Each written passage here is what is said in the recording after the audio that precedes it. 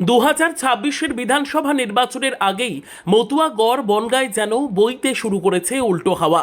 যে নাগরিকত্বের আশায় 2019 থেকে 2024 পর্যন্ত মতুয়ারা দুহাত উজাড় করে পদ্ম শিবিরে ভোট ঢেলেছেন, আজ সেই ভোটার তালিকা প্রকাশ হতেই বহু মতুয়া অস্তিত্বের সংকটে দাঁড়িয়ে আছেন।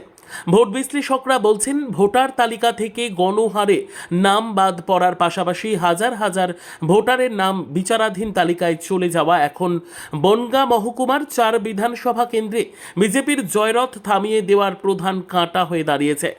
2021 সালের বিধানসভা নির্বাচনে বনগাঁয় যে 4টি আসনে বিজেপি জয়ী হয়েছিল, বর্তমান পরিসংখ্যান বলছে সেই জয়ের ব্যবধানের চেয়েও বিচারাধীন ভোটারের সংখ্যা অনেক বেশি।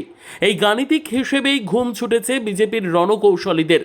এই তথ্য বিশ্লেষণ করলে দেখা যাচ্ছে, বিশেষ করে বনগাঁ দক্ষিণ ও গাইঘাটায় যদি এই বিচারাধীন ভোটাররা ভোট দিতে না পারেন, তবে বিজেপির জেতা আসন ধরে রাখা কার্যত অসম্ভব হয়ে পড়বে।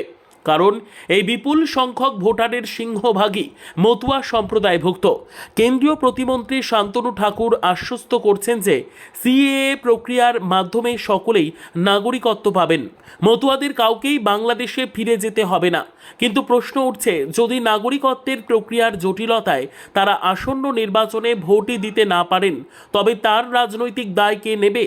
শান্তনু ঠাকুর সরাসরি কমিশনের ঘাড়ে দায় চাপিয়ে পাশ কাটালেও তৃণমূল সাংসদ মমতা ঠাকুর একেই হাতিয়ার করেছেন।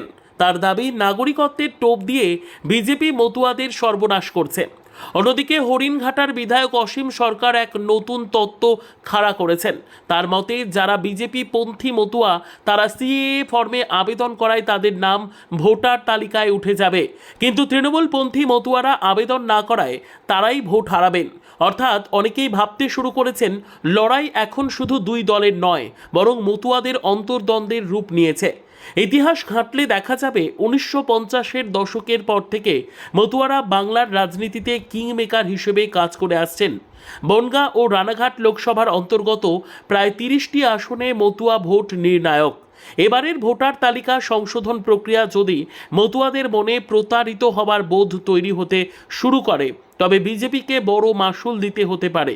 বিশেষ করে সিএএ কার্যকর হওয়ার পরেও যদি ভোটাধিকার নিয়ে টানাপোড়েন চলে, তবে বিজেপির প্রতি মতুয়াদের যে অন্ধবিশ্বাস ছিল তাতে বড় সড় ফাটল ধরা এখন কেবল সময়ের অপেক্ষা।